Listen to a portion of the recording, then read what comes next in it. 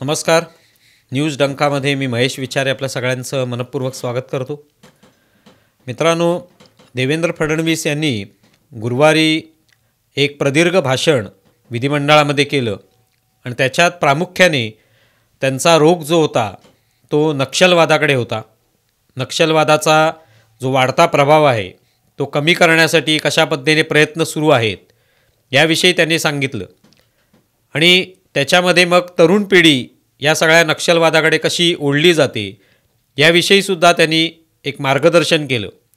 आपण एक त्यांची छोटी क्लिप या ठिकाणी ऐकूया आणि नंतर विषयाकडे वळूया. नक्षलवादी भारताच्या संविधानावर आमचा विश्वास नाही, भारताने तयार केलेल्या लोकशाहीवर आमचा विश्वास नाही, भारतीय संविधानाने तयार केलेल्या कुठल्याही संस्थेवर आमचा विश्वास नाही आणि म्हणून आम्हाला पॅरलल राज्य तयार करायचे.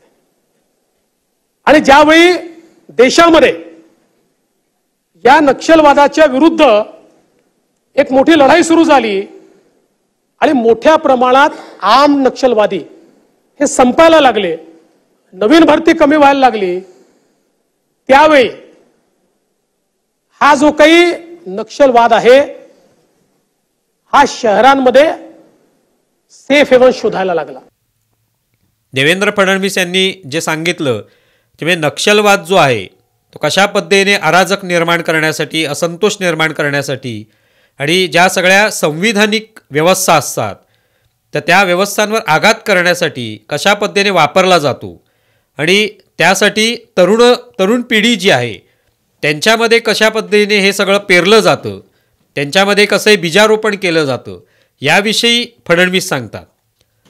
आता आमच्या या क्लिपमध्ये तो भाग नाही आहे, पण फडणवीसांनी या भाषणामध्ये हे सुद्धा सांगितलं की प्रामुख्याने या वयोगट 16 ते 28 या वयातली जी मुलं असतात, तरुण मुलं, या मुलांना प्रामुख्याने याकडे आकर्षित केलं जातं आणि ते आकर्षित करण्यामागचा उद्देश काय असतो, कारण ही सगळी पिढी जी आहे ती अत्यंत उत्साही असते, एक प्रचंड ऊर्जा त्यांच्यामध्ये असते, उर्मी असते, काहीतरी नवीन करायचं असतं आणि अशा वेळेला त्यांच्यामध्ये एक नकारात्मक भावना निर्माण करण्याचा प्रयत्न काही लोक निश्चितपणे करतात आणि त्याच्यामध्ये त्यांना यश येतं की त्यांना सातत्याने सांगितलं जातं की बघा ह्या सगळ्या निवडणुकीची प्रक्रिया जी आहे ती कशी चुकीची आहे किंवा त्याच्यामध्ये कसे दोष आहेत, ते सगळं कसं कारस्थान आहे किंवा वेगवेगळ्या यंत्रणा ज्या आहेत त्या कशा चुकीच्या आहेत, त्या कशा लोकशाहीच्या विरोधी आहेत, हे सातत्याने सांगितलं जातं आणि त्यातून एक त्या सगळ्या पिढीमध्ये असंतोषाचं वातावरण तयार केलं जातं. त्यांनाही असं वाटू लागतं की हे सगळं खरोखरच खोटं आहे, सगळं कसं मोडून टाकलं पाहिजे आपण आणि आपण एक क्रांती निर्माण केली पाहिजे आणि ही क्रांतीची बीजं रोवायला हरकत नसते, पण ती जर देशाच्या विरोधात असेल, देशावरच आघात करणारी क्रांती असेल, देशाच्या संविधानिक लोकशाहीवादी ज्या व्यवस्था आहेत त्याच्यावरच आघात करणारी असेल तर ती क्रांती काय कामाची.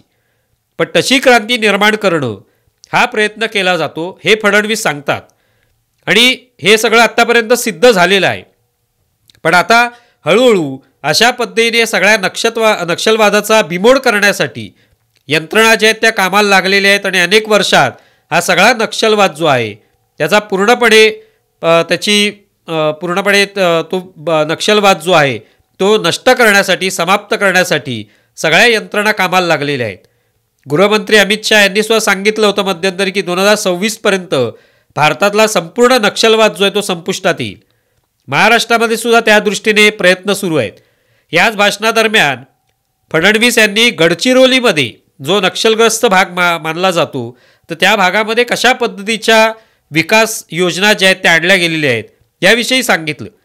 म्हणजे ह्या योजनांमुळे तिकडच्या लोकांमध्ये, स्थानिकांमध्ये, आदिवासींमध्ये एक प्रकारचं विश्वास निर्माण झालेला आहे की आपल्याला ही बंदूक धरून काही उपयोग नाही हातामध्ये, तर आपल्याला विकासाच्या मार्गावर चालायला पाहिजे जेणेकरून आपण चांगलं जीवन जगू शकतो आणि त्याच्यात भलेही लोकशाहीच्या व्यवस्था ज्या आहेत त्या सगळ्या 100% योग्य आहेत, सगळ्या कोणत्याही प्रकारचा दोष त्याच्यामध्ये नाही असं अजिबात नाही, त्याच्यामध्येही दोष असू शकतो, त्याच्यातही त्रुटी आहेत, त्याच्यातही अनेकांवर अन्याय होत असतो, पण म्हणून लोकशाहीवादी ज्या यंत्रणा आहेत त्या सगळ्या उद्ध्वस्त करायच्या हे मात्र त्याच्यामागचा मार्ग नाही की हा तोडगा नाही आहे त्याच्यामागचा.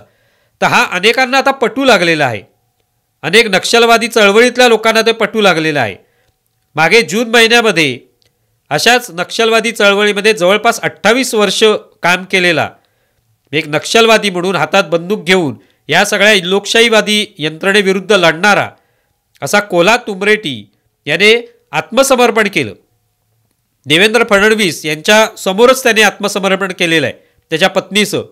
आणि त्यावेळेला त्याने हे सांगितलं, त्याची मुलाखत मध्यंतरी प्रसिद्ध झाली होती एका चॅनलवर. त्याच्यामध्ये त्याने सांगितलं की नक्षलवादी चळवळीमध्ये पुढे काहीच नाही आहे हे आम्हाला कळायला लागलं. हे आता पुढे काय होणार, पुढे काय आपल्या हाती लागणार आहे. ठीक आहे, आपण काही काळ लढतो आहोत, बंदूक हातात धरली. अगदी वयाच्या 16व्या वर्षी हा जो कोल्हा तुंबरेटी अर्थात त्याला गिरधर म्हणतात, त्याने 16व्या वर्षी बंदूक हाती धरली आणि आता 28 वर्ष तो जंगलामध्ये हे सगळं काम करत होता. नक्षलवादाचं सरकार विरोधात चळवळ चालू ठेवली होती. पण शेवटी कळलं की बंदूक घेऊन काहीच हाती बंदूक घेऊन काहीच होणार नाही.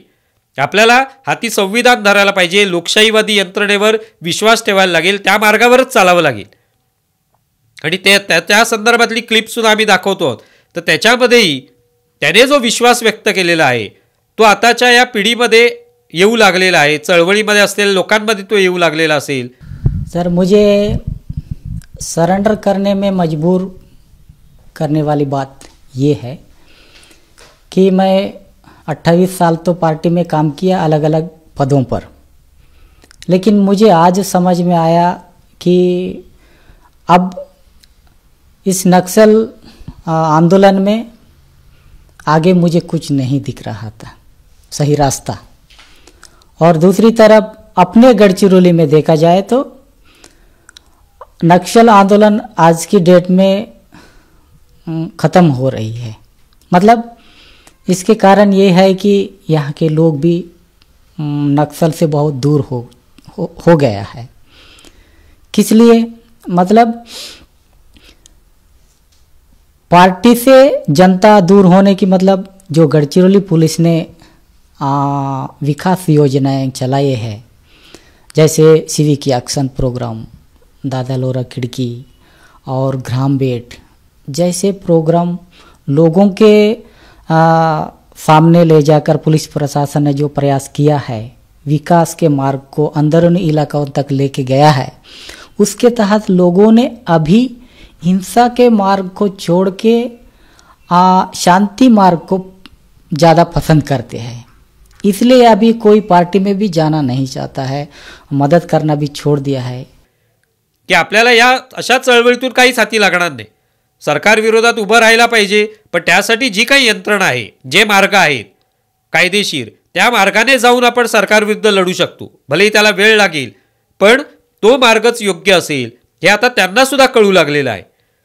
आणि याचा अर्थच हा आहे की फडणवीसांचे भाषण, जे नक्षलवादाच्या संदर्भात त्यांनी प्रदीर्घ भाषण केलं, नक्षलवादाचा कसा बिमोड करता येईल, तरुण पिढीला कसं लक्ष केलं जातं आणि तरुण पिढीने कसं सावध राहायला पाहिजे याविषयी जेव्हा ते सांगतात आणि या तुंबरेटीची मुलाखत जेव्हा आपण पाहतो तेव्हा त्यातून लक्षात येतं की या चळवळीच्या विरोधामध्ये अर्थात वातावरण तयार होतंय, लोकांनाही त्याविषयी जागरूकता निर्माण होते, महाराष्ट्रामध्ये सुद्धा कायदे तयार होत आहेत आणि त्याविषयी अर्थात फडणवीस सगळ्यांना सावध करतात की या पिढीने, तरुण पिढीने, वयवर्ष 16 ते 28 या वयोगटातली जी मुलं आहेत त्यांनी देशाचं भविष्य जे आहे ते घडवण्याच्या दृष्टीने प्रयत्न करायचा आहे. देशातल्या व्यवस्थांमध्ये त्रुटी असतील तर ते निश्चित बोलावं, पण त्यासाठी अशा नक्षलवादी माओवादी चळवळींमध्ये शिरून स्वतःचं नुकसान करून घेऊ नये, कारण त्याच्यातून बळी जाण्याची शक्यता जास्त आहे, पण त्याच्यातून हाती काही लागणार नाही, जे तुंबरेटीसुद्धा सांगतोय.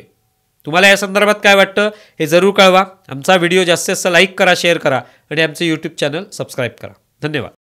आमचा व्हिडिओ जास्तीत जास्त लाईक करा, शेअर करा आणि आमचे यूट्यूब चॅनल सबस्क्राईब करा. धन्यवाद.